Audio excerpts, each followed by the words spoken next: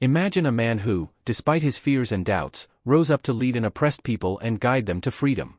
This is the story of Moses, a leader whose journey was marked by monumental challenges, profound pain, and unwavering faith. From his miraculous birth to his mission to free the Israelites from Egypt, Moses faced trials that tested his courage and resolve.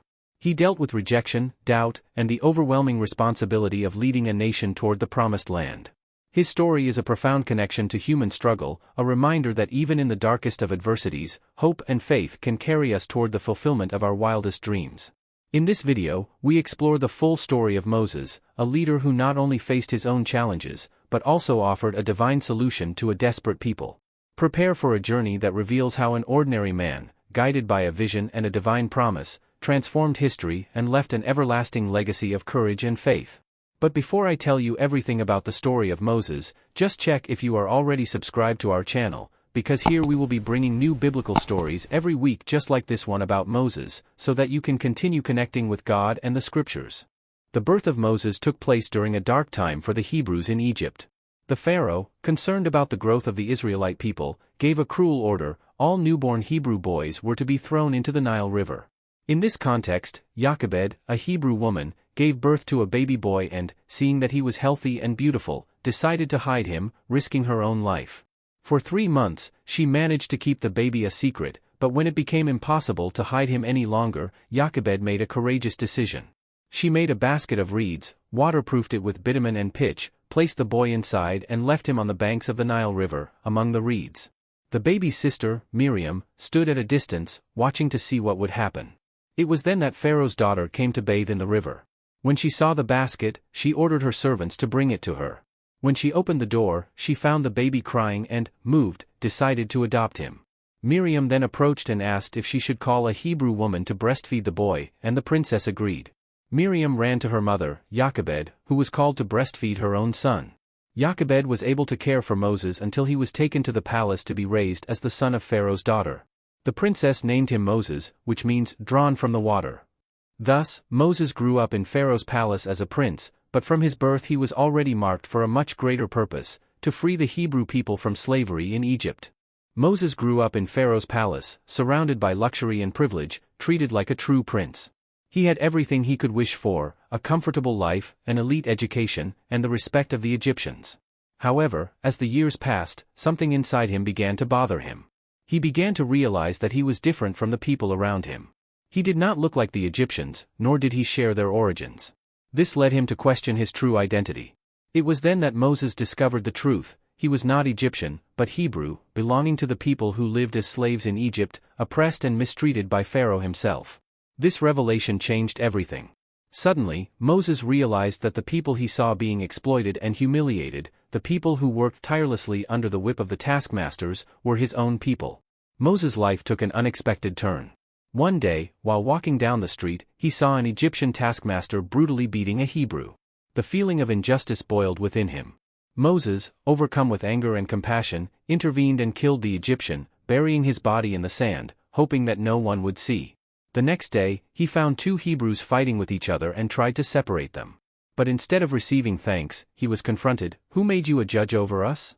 Are you going to kill me as you killed the Egyptian yesterday?" Moses was in panic. His deed had been discovered. He knew that news would soon reach Pharaoh, and that meant that his life as an Egyptian prince was over. Now he was a fugitive, marked by his true Hebrew identity. His palace, his privileges, and his security were gone forever. After Moses killed the Egyptian who was beating a Hebrew, he found himself in danger. News quickly spread and Pharaoh decided to kill Moses for his righteous act. To save his life, Moses fled Egypt and went to the land of Midian, a remote desert region. Upon arriving in Midian, Moses found a well of water and saw 7 women, daughters of Jethro, the priest of Midian, trying to water their father's flock. They were being harassed by shepherds who were trying to drive them away. Moses, seeing the injustice, intervened. He confronted the shepherds and helped the women tend the flock. Jethro's daughters returned home and told their father about the strange man who had helped them. Jethro, interested, invited Moses to stay at his house. Moses was well received and, in gratitude, accepted the invitation. In Jethro's house, Moses found a new home. He married Zipporah, one of Jethro's daughters, and began working as a shepherd, tending his father-in-law's flock. He spent many years in Midian, living a simple and peaceful life in the desert. But while Moses was settling into his new life, God was preparing a bigger plan for him, to free the Hebrew people from slavery in Egypt. So, everyone, now that you've learned this fascinating part of Moses' story, we want to know, what do you think Moses felt when he left Egypt and began a new life in Midian? Do you think he imagined that he was just starting a new, peaceful phase, not knowing that God was preparing something much bigger for him? Share your thoughts and comments below. As Moses was tending his flock in the barren hills of Midian, he saw something extraordinary, a burning bush that was not consumed. Intrigued, Moses approached and heard a voice coming from the fire. The voice called his name, Moses, Moses. Moses answered, "Here I am." The voice was that of God, who told him, "Do not come near here, take off your sandals from your feet, for the place where you stand is holy ground." Moses obeyed and took off his sandals, feeling the holiness of the moment. God revealed to Moses that he had heard the cry of the Hebrews in Egypt, who were being oppressed. He wanted Moses to go to Pharaoh and ask for the liberation of the Hebrews so that they could go to a promised land. Moses, astonished and full of doubts, questioned his ability for this mission. God assured Moses that he would be with him and gave him miraculous signs to prove his authority. Moses could turn his staff into a serpent and reverse the transformation, and he could also make his hand leprous and then heal it. God also provided his brother Aaron as a spokesman. The vision of the burning bush marked the beginning of Moses' mission as the deliverer of the Hebrew people. He was being called to a divine task that would change the destiny of his nation and the history of Egypt. After his encounter with God at the burning bush, Moses returned to Midian, now with the mission of freeing the Hebrews from Egypt. Equipped with the signs God had given him, he prepared himself for the difficult journey back to Egypt. With his brother Aaron at his side as his spokesman, Moses set out with determination. Upon arriving in Egypt, Moses and Aaron presented themselves to the Hebrew leaders, announcing that God had heard their prayers and was ready to free them. The Hebrew people, filled with hope, believed the message and prepared themselves for deliverance. Moses and Aaron then went to Pharaoh's palace and asked him to let the Hebrews go to worship God in the desert. Pharaoh, ignoring the request and defying God's power, rejected the proposal and increased the Hebrews' workload, making their situation even more difficult. Despite the rejection, Moses continued to follow God's instructions, confronting Pharaoh and performing miracles to demonstrate God's power. Each challenge brought new plagues upon Egypt, signaling God's determination to deliver his people. Moses and Aaron confronted Pharaoh in his palace, asking him to let the Hebrew people go to worship God in the desert. Pharaoh refused, and so began a series of devastating plagues upon Egypt. First, God turned the waters of the Nile to blood, making it undrinkable and killing the fish. The second plague brought an invasion of frogs that covered the entire country. Then the dust of the earth turned into lice, causing great discomfort. Flies were the fourth plague, infesting Egypt, while pestilence struck the Egyptians' livestock, killing their animals. The sixth plague caused painful sores on the Egyptians and their animals. Then a hailstorm destroyed the crops and killed everything outdoors. The eighth plague brought a swarm of locusts that devoured what was left of the crops. Impenetrable darkness was the ninth plague, covering Egypt for 3 days. Finally, the 10th plague, the most terrible, caused the death of the firstborn Egyptians. To protect the Hebrews, God ordered them to mark their doors with the blood of a lamb, and thus death passed through their homes. These plagues demonstrated the power of God and challenged the authority of Pharaoh, who, after the loss of his son, finally allowed the Hebrews to leave. The plagues paved the way for the liberation of the Hebrews and the fulfillment of God's promise. Before we get to the most exciting part of Moses' story, like this video so that YouTube will always recommend our latest videos to you and you can continue following biblical stories like this one. After the 10th plague, Pharaoh finally allowed the Hebrews to leave Egypt. Moses led the people out, with God guiding them through a pillar of cloud by day and a pillar of fire by night. As they advanced, God led the Israelites to a dead end, the Red Sea. Looking back, the people saw the Egyptian army approaching, with Pharaoh determined to capture them. Panic gripped the Hebrews, who turned on Moses. Moses, trusting God, ordered the people to march. God then told Moses to raise his staff over the sea. When Moses did so, the waters parted, forming a dry path in the middle of the sea. The Israelites hurried across, with the waters rising like walls beside them. As the people passed, Pharaoh and his army tried to follow, but God caused confusion and caused the wheels of the Egyptian chariots to strike each other. When all the Israelites reached the other side, God commanded Moses to stretch out his staff again. The waters returned to their place, drowning the Egyptian army and ensuring the salvation of the Hebrews. On the other side of the sea, the Israelites celebrated with a song of praise to God for his powerful intervention. The Exodus and the crossing of the Red Sea marked the beginning of a new phase in the journey of the Hebrew people, who now advanced with the certainty of God's protection and promise. After crossing the Red Sea, the Israelites began their journey through the desert, facing the harsh reality of food and water shortages. The shortages quickly created discontent, and the people began to complain, longing for life in Egypt, where, although they were enslaved, they had food and comfort. To solve this crisis, God provided a miraculous solution. At dawn, the ground was covered with a fine, white, flaky substance. Moses explained that this was manna, a bread sent by God. The Israelites were instructed to gather manna daily, except on the Sabbath, when they were to gather double the amount on Friday. The manna tasted sweet and was nutritious enough to sustain the people. In addition to the manna, God also sent quail. These birds appeared in large numbers in the camp, allowing the Israelites to hunt and eat meat. The variety of food brought a welcome relief and a change from the monotonous desert diet. The constant provision of manna and quail was a sign of God's faithfulness and a lesson in trust. Even in the wilderness, where there seemed to be no hope, God cared for the needs of his people, demonstrating that his provision and care are always reliable. This experience taught the Israelites to depend completely on God and trust in his ability to provide, no matter the circumstances. After crossing the desert, the Israelites arrived at Mount Sinai, where God had chosen to reveal his commandments. Moses prepared the people, instructing them to sanctify themselves and to respect the boundaries around the mountain. On the third day, an atmosphere of great expectation enveloped the camp. Mount Sinai was covered in clouds, with intense thunder and lightning, and a trumpet blast caused the people to tremble. The mountain seemed to be on fire, manifesting the power of God. Moses climbed to the top of the mountain, where God spoke to him directly and gave him the tablets of the law. These tablets contained the 10 Commandments, which established fundamental norms for the moral and spiritual life of the Israelites. While Moses was on the mountain, the people, fearing his delay, made a golden calf and began to worship it. Upon descending, Moses found the people worshiping the idol and was furious. He broke the tablets in response to their idolatry and destroyed the calf. Moses then interceded for the people, and God, in his mercy, renewed the covenant, giving Moses new tablets with the same commandments. This event at Mount Sinai established the moral and spiritual foundation for Israel and symbolized the covenant between God and his people. After receiving the law on Mount Sinai, God gave Moses detailed instructions for building the tabernacle, a mobile sanctuary where he could dwell among his people. The tabernacle would be the center of worship during their wilderness journey. God specified that the tabernacle should be a rectangular structure with an outer court surrounded by curtains and an interior divided into 2 compartments, the holy place and the most holy place. The people offered precious materials, such as gold, silver, and fine fabrics, and the craftsmen Bezalel and Oholiab were assigned to build it. The tabernacle was assembled according to God's instructions. The holy place contained the table of showbread, the golden lampstand, and the altar of incense. The most holy place housed the Ark of the Covenant, made of acacia wood and overlaid with gold. The Ark contained the tablets of the law, a container of manna, and Aaron's rod that budded, and was the symbol of God's presence among the Israelites. When the tabernacle was completed, God's presence descended in a cloud and filled the most holy place, consecrating the sanctuary.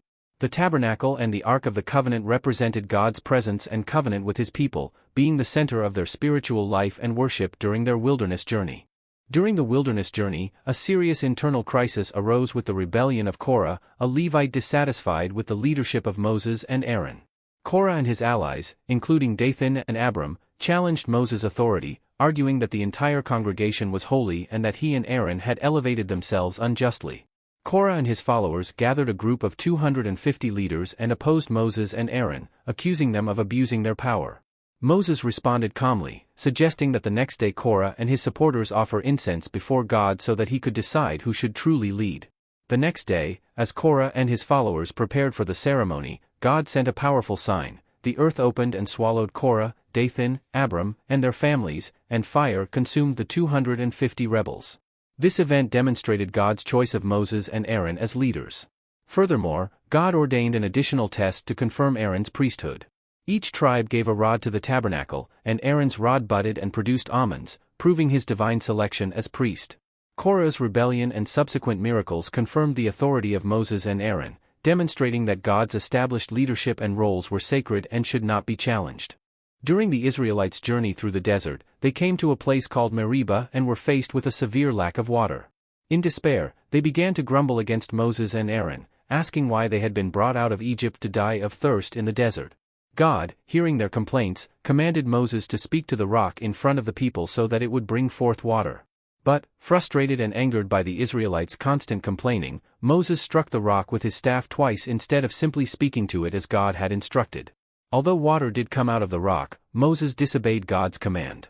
Because of this failure to follow God's precise instructions and to honor his holiness before the people, God told Moses that he would not enter the promised land. This event, known as the sin of Meribah, demonstrated the seriousness of obeying God's commands. Moses would still lead the people to the entrance of the promised land, but the responsibility for leading them there would be passed to Joshua. This episode emphasized that even God's chosen leaders, like Moses, must follow his instructions precisely and reverently. During their journey through the wilderness, the people of Israel began to complain to God and Moses, complaining about the lack of food and water. In response, God sent poisonous serpents that attacked the Israelites, causing many deaths and great suffering. In desperation, the Israelites asked Moses to intercede for them. Repentant of their complaints, they sought a solution to the problem of the serpents. God, in his mercy, instructed Moses to make a bronze serpent and place it on a pole. He instructed that all who were bitten by the serpents should look at the bronze serpent to be healed. Moses did as God commanded and set up the bronze serpent in the midst of the camp. When the bitten Israelites looked at the bronze serpent, they were healed. This event demonstrated the importance of obedience and faith in God, offering a divine solution to a deadly problem and demonstrating his mercy. As the journey through the wilderness drew to a close, Moses prepared a final address for the people of Israel. He knew that he would not enter the promised land with them, and he wanted to leave an important message. Gathering the Israelites together, Moses began to recall the significant moments of their journey since leaving Egypt. He spoke of the hardships they had faced, the blessings they had received, and God's faithfulness along the way. Moses reinforced the importance of obeying God's laws and commandments, which had been given at Sinai. He emphasized that prosperity in the promised land would depend on obedience to God and warned of the consequences of disobedience. He also spoke about the choice between life and death, encouraging the people to choose life and follow God's ways. Moses exhorted them to teach the commandments to future generations so that their covenant with God would be maintained. The final address included specific blessings for each tribe of Israel, asking God to strengthen them as they entered their new land.